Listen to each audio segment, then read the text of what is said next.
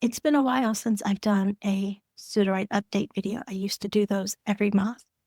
And today I am going to try it and get back on track with that. So we're going to look at some changes that happened in December, January, and so far in February to kind of get caught up on things.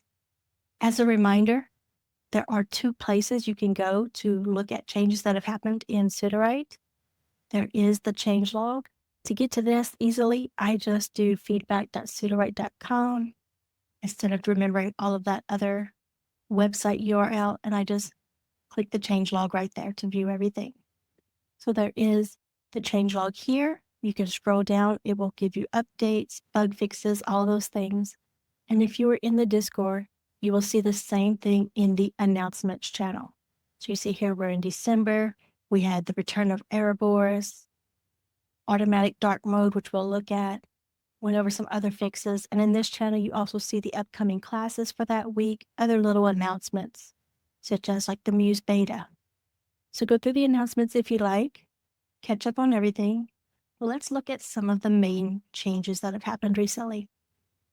First up is a highly requested feature was brought back. So people loved having this button right here after they were done with their outline to start creating their chapters right here. So they did bring that button back, made a lot of users happy. Let's look at the automatic dark mode real quick. So you see here, I am in Sorbet. My computer, as you can tell from my other screens, is actually in dark mode. If you go over here to your gear icon at the top right, click it, go to the themes, and you can click automatic dark mode. What this will do, it will switch to whatever your computer system is using. So if you're the type of person you like dark mode during the day or at night, and you switch to light mode for everything at the other time, Sudowrite will follow suit and take that guidance from whatever your computer is set to do. Over the past couple of weeks, Sudowrite has added several new models, so let's look at those real quick. And I know it's going to come up about Muse. I do not have a timeline on when Muse is going to be released. As you can see here on my screen, they have gone through a few versions of it. This Muse 6 just got released. They're refining it. They're trying to give you the best possible model before they release it to everybody, okay? Let us crush the bugs for you. You get to reap the rewards. So no update on the timeline for Muse. Stay tuned to the Sudowrite YouTube channel for the best information on that, or announcements in the Discord. We have our usual models, all of the usual suspects up here.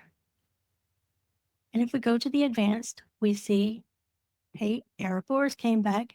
This is one I love to play with. I have found it doesn't seem to write quite as well as it used to before it was taken down by the LLM that does Erebors.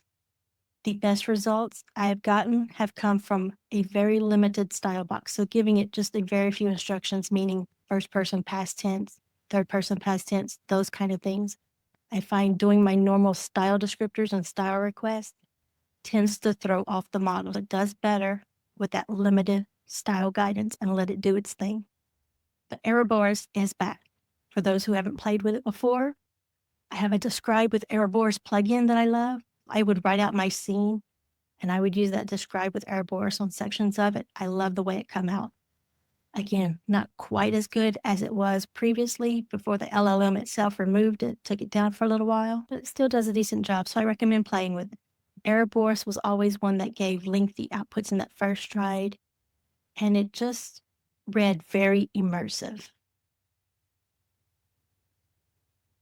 And our other new models, we have DeepSeek V3. As always, click on these. You can check out some of the parameters right here. How well does it follow instructions? How good is the quality of prose right here? And how much does it cost in credits? We have DeepSeek Instant. This one is currently free right now. I highly recommend checking it out. And one of the changes that Sudowrite just made in the last couple of days was to actually make this faster. It is now, according to them, the fastest model ever. And if you ever played with fastest in the old days, that thing was pretty darn fast. So it'd be interesting to see just how quick this one goes. We have DeepSeek R1. This one is one you either love it or hate it. Actually, I'm kind of in the middle. Sometimes I love it, sometimes I don't like it. And I'm really trying to work on this one right now, but it has a lot of fans, and I have seen some amazing pros from people with this model. It does take a little while to generate.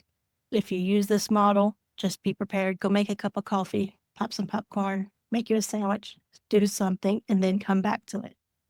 And we have the highly requested Star Cannon. This is one I'm really loving. I know a few other people, especially for spicy content, are loving it. I highly recommend checking out Star Cannon if you write spicy content or violent content. And we have Mistral Large. Lots of new models for you to play with. Again, DeepSeek Instant is currently free. Play with that while you can, and no timeline on Muse. Hopefully, Sudowrite will be releasing some information for y'all very soon on that. One of the other big changes that just happened is rewrite increased. Previously, you could only highlight up to 650 words to use rewrite. Now, you can highlight up to 6,000 words. You see here, this document actually has just over 6,233 words. It's a short story I did during our Halloween write-a-thon, actually using Muse. It was our Muse version 3, I believe. And I want it to have a tragic ending. So I'm going to scroll down here to the bottom because the ending is what I want to change, and this is over 6,000 words.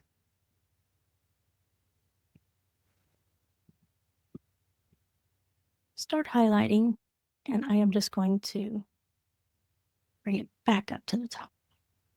I know, lots of scrolling. Nicole, why are you doing this? God, that's awful.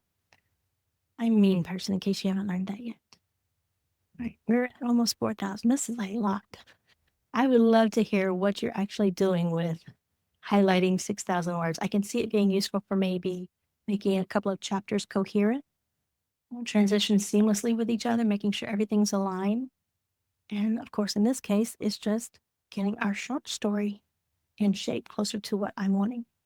I would love to hear other people's input. All right, so I'm going to stop here. It's at 5,932 words highlighted. And you can click here, you can click here. Make sure you select the number of cards that you want first. I usually leave it at 1. I'm going to click rewrite. So not only did they increase the amount you can highlight up to 6,000 words, you can also increase this customized box right here. Previously, you could put about 13 words, I believe it was. For example, I used to use this prompt a lot for rewriting beats, and I would only be able to fit about this, something along those lines. Now, they say you can put 500 characters in there. I am waiting on confirmation from the team on that because when I played with it, I could actually only input 410 characters. So that may need to be adjusted, or that 500 characters may have just been an estimate. I am looking for confirmation on that. So just understand there may be that lower limit for right now. So it said 500. Let's see what this is. 545. All right, 466. So you see how much of a difference this is versus that little bit that previously I was able to put into that custom rewrite box. We have everything highlighted here. I'm going to add it on the customize, and I'm going to tell it to rewrite to a tragic ending for Aiden, since he is the protagonist there. I also want to omit dialogue tags, limit similes and metaphors.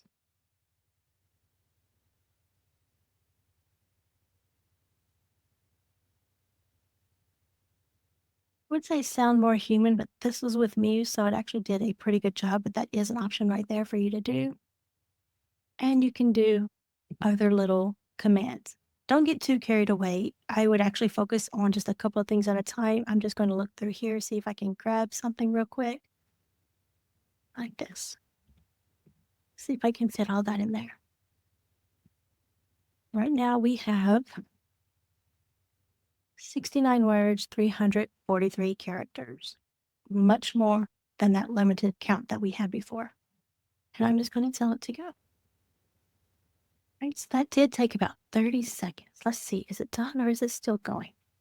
It is done, so it does go fast. Just takes a little bit to get started with that big old highlight right there.